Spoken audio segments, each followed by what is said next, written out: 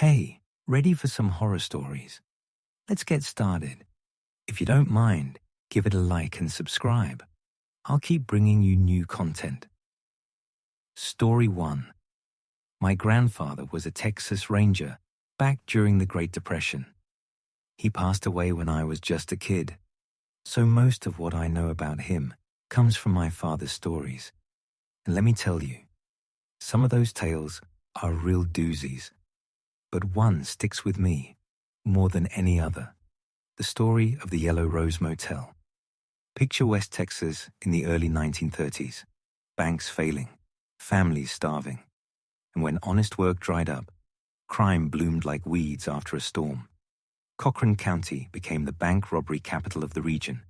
Morton, Whiteface, Bledsoe. Hit almost daily.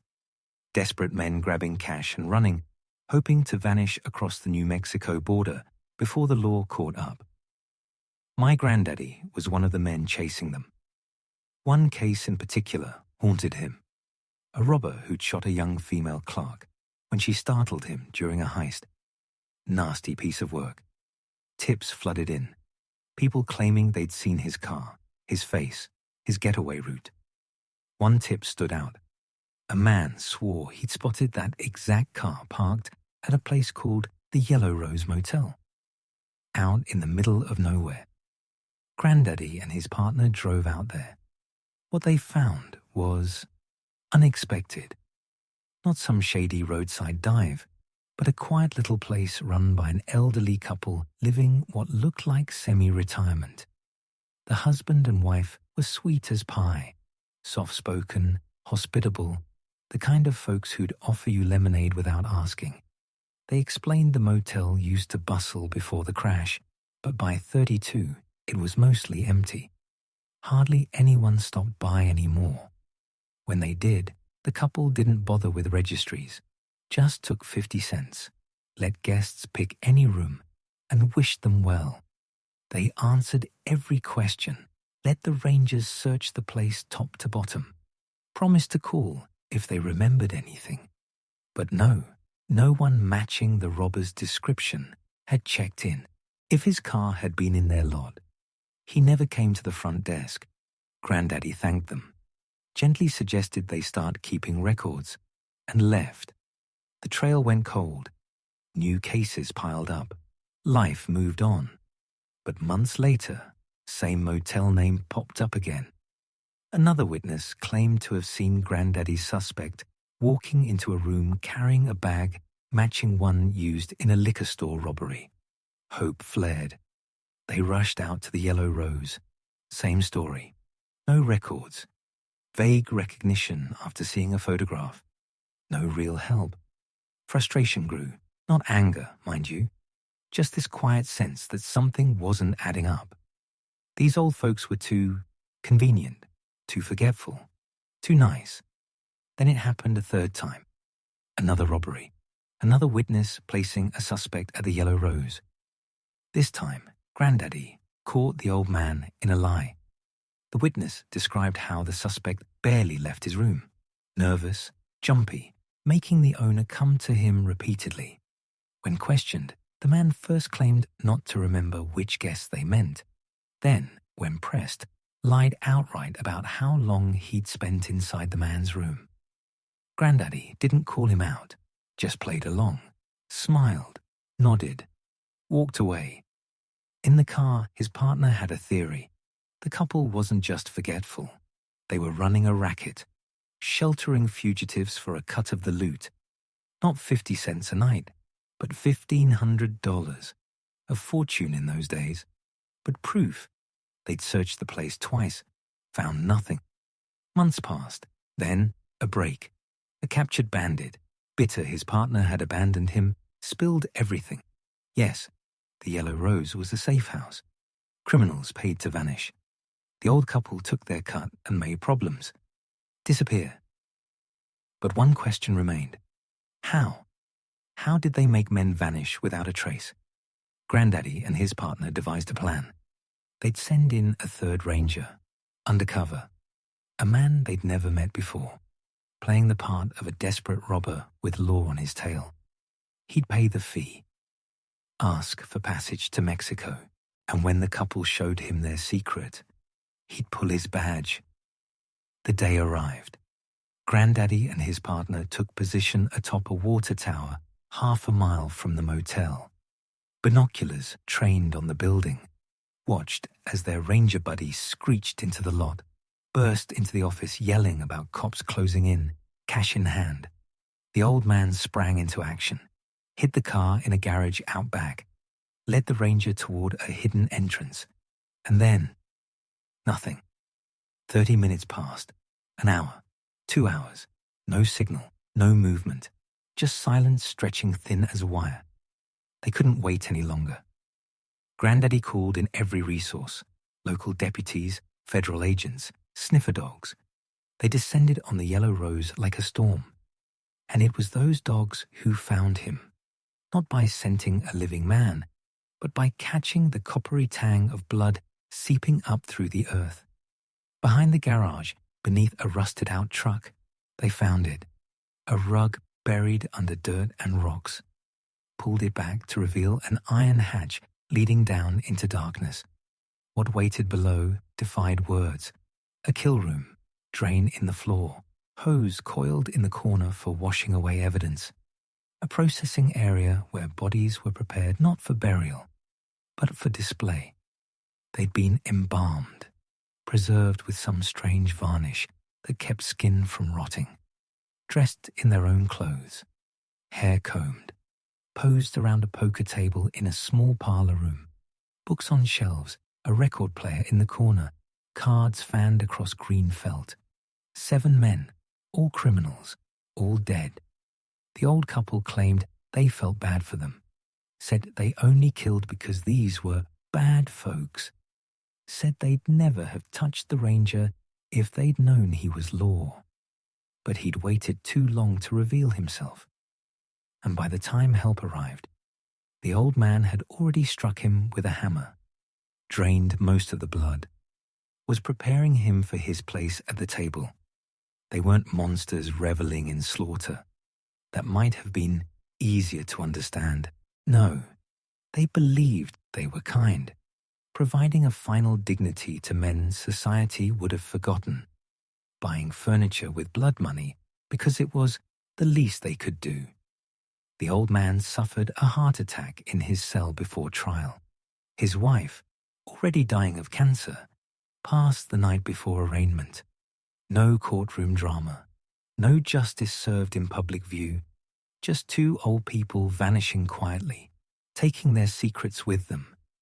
My grandfather never forgave himself, always said it should have been him walking into that basement, not his brother in arms. He drank hard after that, died young, when I was still just a boy. And sometimes I wonder, which was more haunting, the room full of posed corpses, or the fact that the people who created it truly believed they were good? So, how did you like the first story? It was creepy, wasn't it? Let's continue. Story 2. My husband had been close with his childhood friend John since elementary school. They were inseparable through high school, college, adulthood. When I met John early in our relationship, I understood why. He was the kind of person who put everyone at ease, soft-spoken, thoughtful, the kind of man who remembered your coffee order and asked about your week without prompting. Everyone felt comfortable around him. He was trustworthy, dependable, genuinely kind. In a world where real friendships often fade with time, I was grateful my husband had kept someone like John in his life. Both of us were estranged from our families, so John became like family to us. We'd meet for dinner, catch movies, spend evenings playing retro board games while debating the latest tech trends. All 3 of us shared a love for computers. My husband and I built a custom rigs, and John would stop by to offer advice, share code snippets he'd written, geek out over hardware specs. He was one of us. The only curious thing about John, and it never felt alarming, just unusual, was that he'd never had a girlfriend. Not in all the years we knew him. Never dated, never mentioned romantic interests. We sometimes wondered quietly if he might be gay, but hesitant to come out to his traditional family. We never asked. It felt invasive. We figured he'd share when he was ready. Then John moved away. 3 hours to a small city. He'd moved into a house his older sister owned, meant for her eventual retirement. Since she wasn't ready to move in yet, she let him stay there temporarily. That's when things shifted. John disappeared. Not literally, but emotionally. He stopped calling, stopped visiting, didn't respond to texts for days. My husband and I chalked it up to the distance at first, adjusting to a new city, settling in. But months passed, then a year, then 2. I could see the sadness in my husband's eyes. He missed his friend. And honestly, I missed him too. We'd shared so many good times. It felt wrong to let a friendship like that fade without trying. So I took charge, called John, arranged a visit. When we arrived, I was unsettled. The house sat in a secluded neighborhood, literally in the middle of nowhere. No neighbors visible, just trees and silence.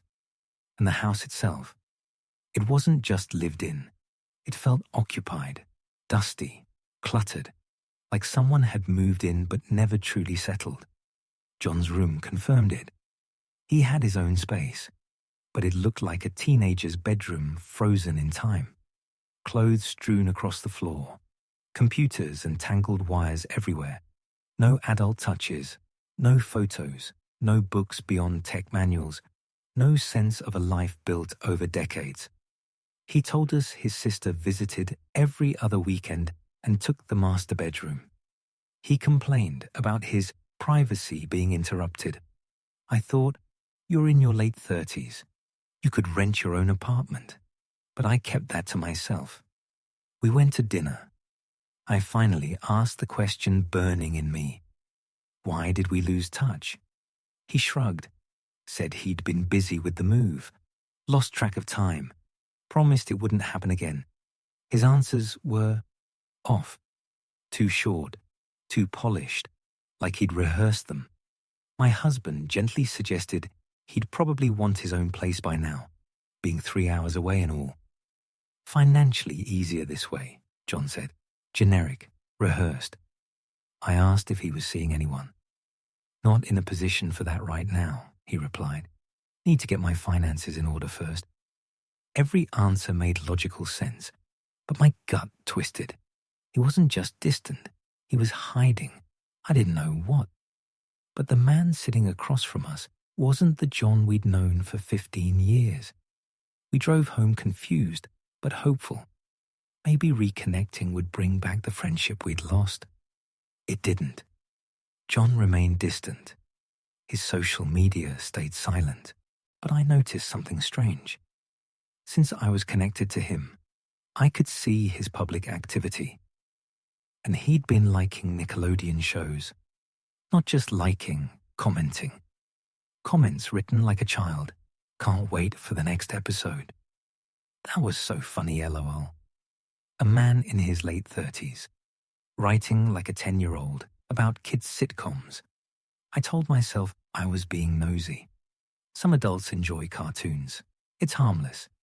I didn't mention it to my husband. Didn't want to seem judgmental. Didn't want to invade John's privacy over something that might mean nothing. A year later, John visited us once. Again, only after monumental effort on my part to arrange it. Even though he traveled our way often to see his mother, he never stopped by. That uncanny feeling returned. He's avoiding us, hiding something. My husband eventually accepted that their friendship had simply drifted. People change, paths diverge. He stopped trying to force connection.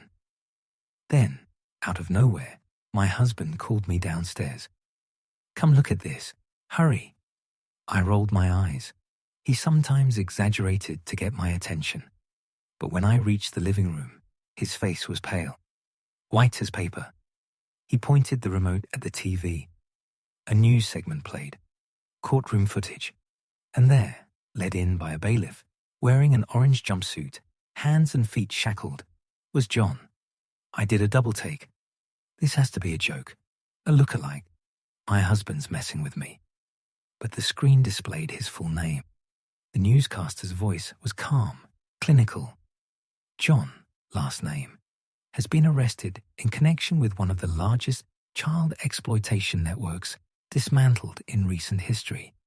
He was identified after investigators obtained user data from a dark web platform shut down last month. The words hit like ice water. My husband had stumbled on this while channel surfing. He'd watched it 20 times before calling me down, unable to process what he was seeing. We sat in silence, mouths open, staring at the screen like it might rewrite itself. Later, we searched online, learned his mother's house and his sister's home had both been raided. Investigators found hundreds of illegal files on his computer. Evidence suggested he'd been collecting this material since his youth. There was also a DNA match to an ongoing case, but we stopped reading there. Neither of us wanted to know what that meant. John would spend 30-plus years in prison, an old man by his first parole hearing, forced to wear an ankle monitor for whatever remained of his life, if he was ever released. His sister removed his name from her house deed, deleted every trace of him from social media. When a family disowns someone like that, the details must be truly horrific. We removed John from our contacts, deleted every photo, severed all ties. We didn't visit his family. We won't visit him in prison. Too many questions, too much pain. This broke my husband in ways I'm still untangling.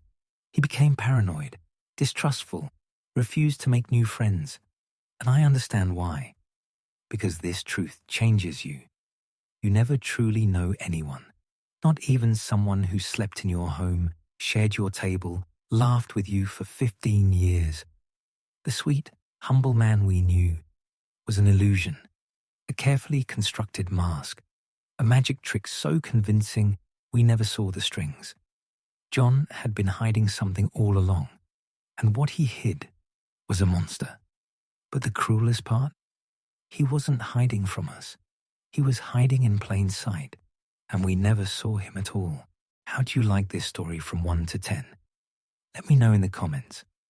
I really appreciate you giving it a like so I can keep trying and improving the content for you. It's not a big deal, unlike the next story. Story 3. Many years ago, I decided to drive from Florida to New Mexico to visit my adopted Aunt Linda. We weren't related by blood, but after losing touch with my own family, she became the person who showed up when I needed a shoulder to cry on. We'd met in Clearwater when I was fresh out of a painful breakup. She was decades older, kind in a way that felt rare, and somehow we fell into this tradition. Fancy days, shopping sprees, followed by dinner at the most expensive restaurant we could find, just to remind ourselves the joy still existed. When she developed respiratory issues, she moved to Albuquerque for the drier climate. And to save money for our next fancy day together, I started hunting for cheap motels along my route, especially near Shreveport, where I usually stopped after 12 hours behind the wheel. That's how I found the Hotel de Ville. $20 a night. Photos showed a quaint little place with vintage charm, white trim, flower boxes under the windows, a wraparound porch. Significantly cheaper than downtown options. I called ahead to confirm they accepted late check-ins. Sometimes I didn't reach Shreveport until 2 or 3 in the morning. They assured me it wasn't a problem. I booked a room, excited at the prospect of a comfortable stop I could return to year after year. Reality hit differently. I pulled in just after midnight. The building stood alone at the edge of town. No neighboring businesses, just dark fields stretching into nothingness. The lobby was empty except for a night clerk buried in a magazine, barely glancing up as I signed the register. When I asked how many other guests were staying, he shrugged. Just you tonight. Something about that felt off. Nice places like this, especially at $20 a night, shouldn't be empty. But exhaustion dulled my instincts. I told myself solitude was a luxury, peace. I took my key and headed to room 214. The room itself was clean enough. Floral bedspread, faint scent of lemon cleaner. I didn't unpack, just grabbed toiletries for a quick shower, unwrapped a new toothbrush, opened the small trash can beside the sink to toss the packaging, and froze. No liner, just bare plastic at the bottom. Annoyed but not alarmed, I remembered I had a small CVS bag in my suitcase. I slid out the black plastic insert to replace it, and that's when I saw it. Scratched deep into the plastic, uneven letters forming a single word, Tráfico. I didn't speak Spanish fluently, but I knew enough. My mind, fogged by 14 hours of driving, dismissed it instantly. Weird place for graffiti. Who'd scratch that where only housekeeping would see? I shoved the thought away, inserted my bag, tossed the wrapper inside, and headed for the shower. Steam filled the bathroom. Warm water washed the road dust from my skin. For 20 minutes, I forgot about the scratched word, forgot about the empty motel, just existed in that quiet, humid space. Then, back in the room, towel wrapped around me, I realized I hadn't seen the hairdryer. Experience told me it'd be tucked in the deepest drawer. I went to the bedside table, opened the small cabinet beneath the lamp. There it was, but underneath, folded neatly like a bookmark, a slip of paper. My first thought, please don't say out of order. I really want to dry my hair tonight. I unfolded it. 2 words, written in shaky blue ink. Help me. My breath caught. Heart hammered against my ribs. I flipped the paper over, nothing on the reverse. Just those 2 words. Simple, terrifying. I stood frozen for a full minute, eyes darting to every shadowed corner of the room. The closet door slightly ajar. The space beneath the bed. The bathroom still steaming. Was someone here? Had someone been here hours ago? Terrified, desperate, hiding this note where they hoped a stranger might find it? I grabbed my phone, dialed the front desk. The clerk answered on the 3rd ring. I explained what I'd found, my voice tighter than I intended. He listened in silence, then sighed like I'd interrupted his reading. Probably just a prank, he said flatly. A prank, I repeated. Someone wrote, help me, and left it hidden under a hairdryer. That doesn't feel like a joke.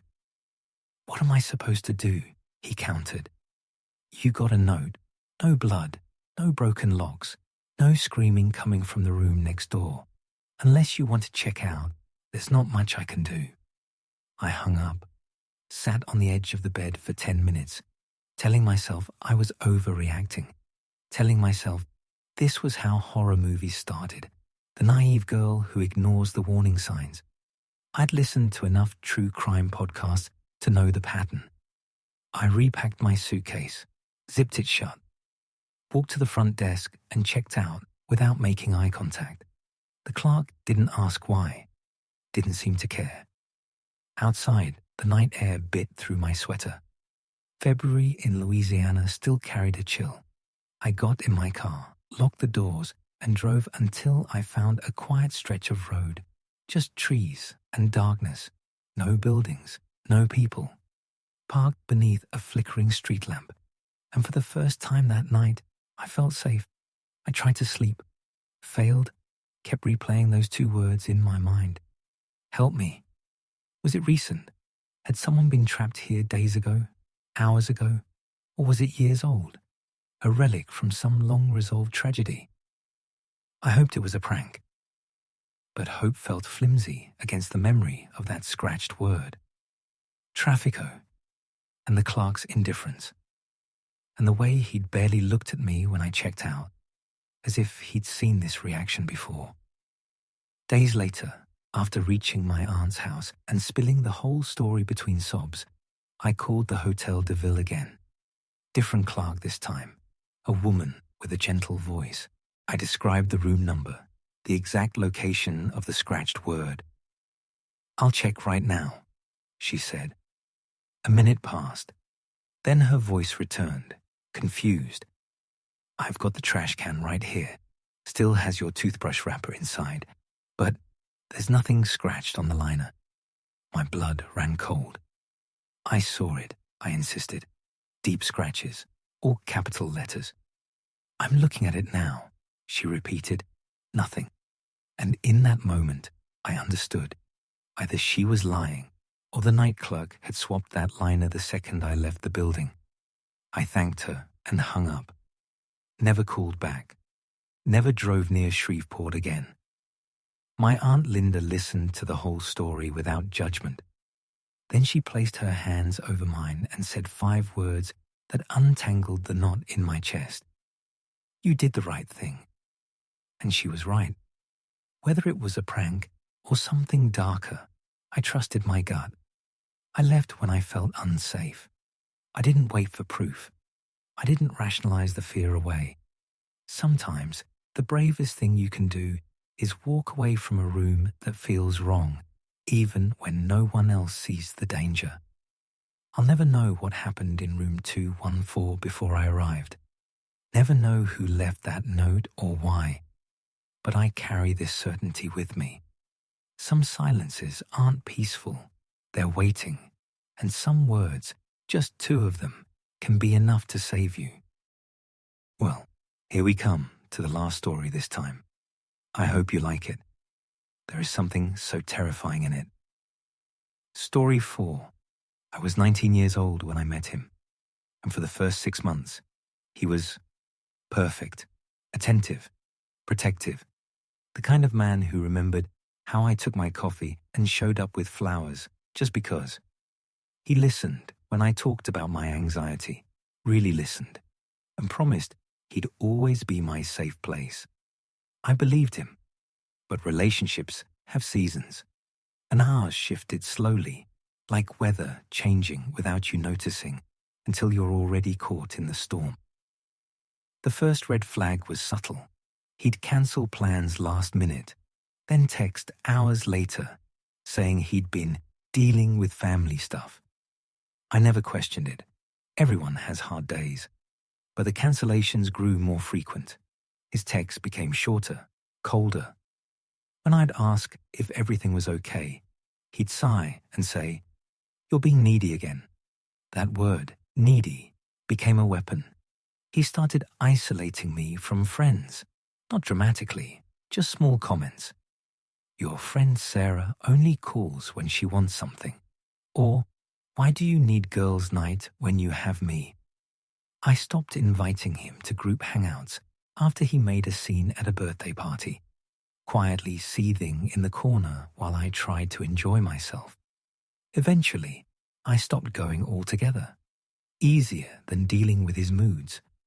My anxiety worsened. I'd lie awake wondering what I'd done wrong. He'd reassure me one moment, "You're perfect, I love you." Then withdraw the next.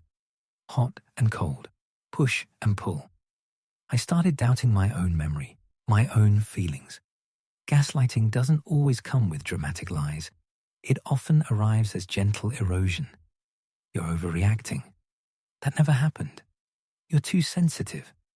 I became a ghost of myself, quiet, apologetic, always walking on eggshells. Then, the night everything broke. We'd been arguing for hours, something trivial. I can't even remember what. But he wouldn't let it go. His voice dropped low, dangerous. He backed me against the wall of my apartment, one hand braced beside my head, the other gripping my wrist too tight. "You think you can just walk away from me?" he hissed. "After everything I've done for you?" I tried to pull free. He shoved me backward, hard. My head cracked against the drywall. Stars exploded behind my eyes. For a second, everything went silent. And in that silence, I saw him clearly for the first time. Not the man who brought me coffee in bed, not the man who held me during panic attacks, but a stranger with dead eyes and a clenched jaw. Someone who saw me not as a person, but as a possession he was about to lose. Something in me snapped awake. I didn't scream, didn't cry, just moved. I ducked under his arm, grabbed my keys from the counter, and ran, barefoot, in pajamas. Didn't stop until I reached my neighbor's door, pounding until she opened it, eyes wide with shock at my disheveled state. She called the police. They came quickly, took my statement, photographed the bruise already blooming on my temple. He was arrested that night, charged with assault, got a restraining order slapped on him before sunrise. But here's what no one tells you about leaving an abuser. The legal system protects your body, but it can't always protect your mind. For months after, I jumped at car doors slamming, flinched when men raised their voices, woke up gasping from dreams where he was back in my apartment, whispering that I'd imagined the whole thing. Therapy helped. Slowly, painfully. I learned that what he'd done wasn't love. It was control disguised as care. That my anxiety hadn't made me vulnerable. It was his manipulation that exploited it. And I learned this truth, hard-won and non-negotiable. Love should never feel like a cage. Love should never make you smaller. Love should never leave you questioning your own reality. Years later, I ran into his mother at a grocery store. She looked older, tired. When she recognized me, her eyes filled with tears. "I'm so sorry," she whispered, "for everything he did to you."